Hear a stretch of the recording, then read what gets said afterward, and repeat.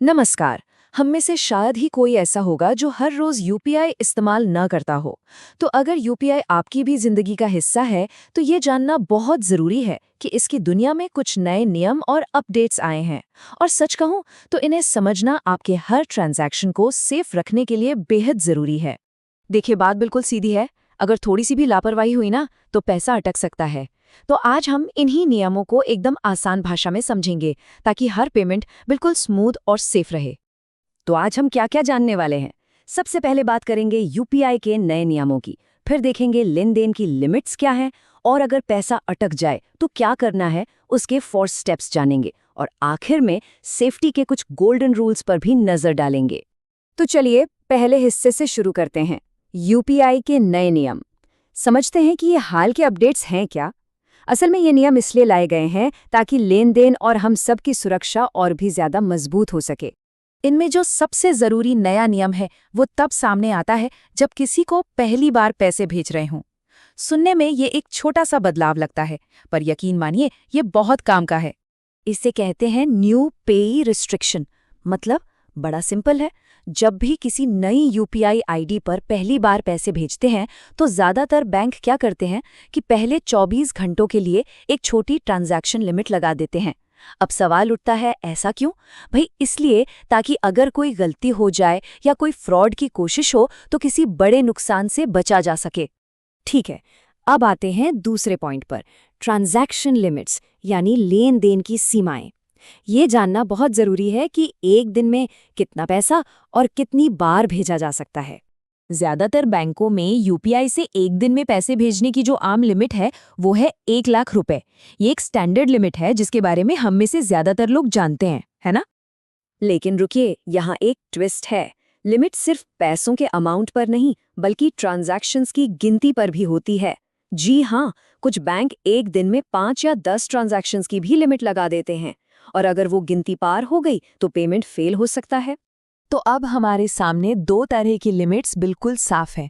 एक तो है रोज की जनरल लिमिट, जो कि 1 लाख रुपए तक हो सकती है, और दूसरी है किसी नए इंसान को पैसे भेजते वक्त पहले 24 घंटों की लिमिट, जो बैंक तय करता है, और ये आमतौर पे काफी कम होती है। अब बात करते हैं उस सिचुएशन की जिससे सच कहूं तो हम सबको थोड़ा डर तो लगता ही है। क्या होगा अगर पैसा अटक गया? तो चलिए देखते हैं कि ऐसी आम समस्याओं के हल क्या हैं। और सबसे बड़ा डर तो यही है, क्या होगा अगर पैसा गलती से किसी गलत यूपीआई आईडी पर चला गया। सोचकर ही घबराहट होती है ना? पर ये एक ऐसी मुश्किल है जो किसी के भी साथ हो सकती है। अगर कभी ऐसा हो जाए तो एक बात समझ लीजिए, पैसा तुरंत वापस नहीं आता। आपको सबसे पहले शिकायत करनी होती है। उसके बाद बैंक अपनी जांच शुरू करता है, और पैसा वापस आने में 3 से 7 दिन भी लग सकते हैं। मतलब जैसे गलती का पता चले, एक्शन तुरंत लेना है। अच्छा, 2 शब्द हैं जो बहुत कंफ्यूज करते हैं, पेंडिंग और ब्लॉक्ड। चलिए इनका मतलब समझते हैं। अगर स्टेटस पेंडिंग दिख रहा है, तो इसका मतलब है पैसा कट तो गया है पर सामने वाले को मिला नहीं। घबराने की बात नहीं है, ज्यादातर मामलों में ये 24 घंटे में अपने आप वापस आ जाता है। वहीं ब्लॉक्ड का मतलब है कि बैंक को कुछ गड़बड़ लगी और उसने सेफ्टी के लिए ट्रांजैक्शन को कुछ देर के लिए रोक दिया है। तो अब आते हैं सबसे जरूरी हिस्से पर। अगर कभी पैसा अटक जाए तो करना क्या है? ये रहे 4 स्टेप्स। ये आपका इमीडिएट एक्शन प्लान है। इन्हें ध्यान से समझना और याद रखना बहुत जरूरी है। अगर पैसा अटक जाए तो ये 4 काम फौरन करने हैं।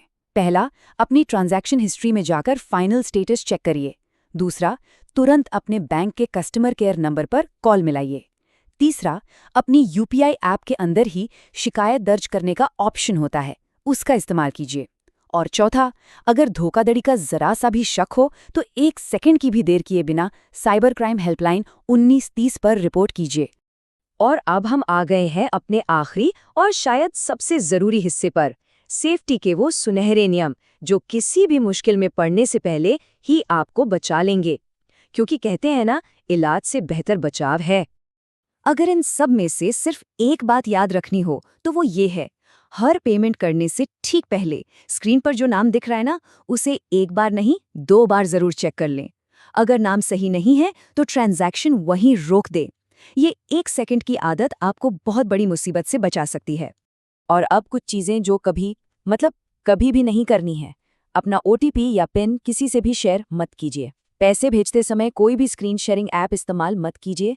किसी भी अनजान या जिस पर भरोसा ना हो ऐसे QR कोड को स्कैन करने से बचिए। और सबसे ज़रूरी, किसी के फ़ोन पर कहने से या किसी अनजान कॉल पर बताए गए निर्देशों के हिसाब से कभी कोई पेमेंट मत कीजिए।